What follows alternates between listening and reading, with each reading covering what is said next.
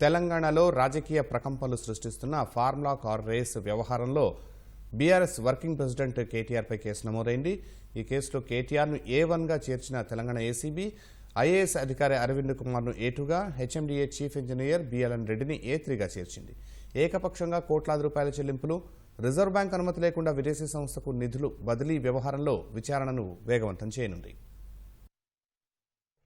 Formula car race వ్యవహారంలో కేటీఆర్పై విచారణ జరిపేందుకు గవర్నర్ అనుమతి ఇవ్వడంతో ప్రభుత్వం చర్యలకు ఉపక్రమించింది.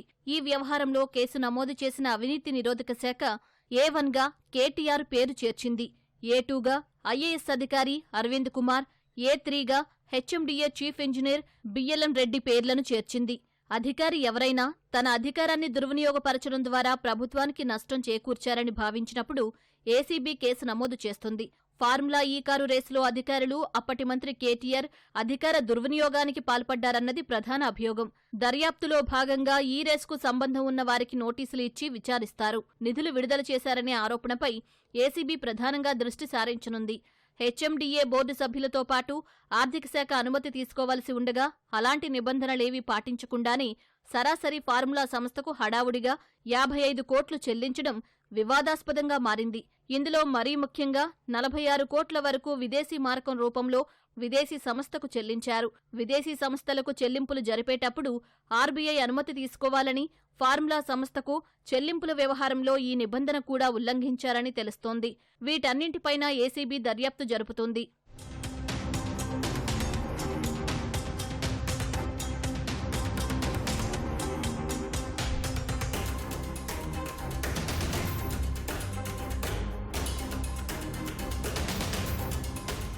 కేసుతో సంబంధం ఉన్న అప్పటి అధికారులతో పాటు మాజీ మంత్రి కేటీఆర్ అధికార దుర్వినియోగానికి పాల్పడ్డారా లేదా అన్న దానిపై ఏసీబీ దర్యాప్తు జరపనుంది.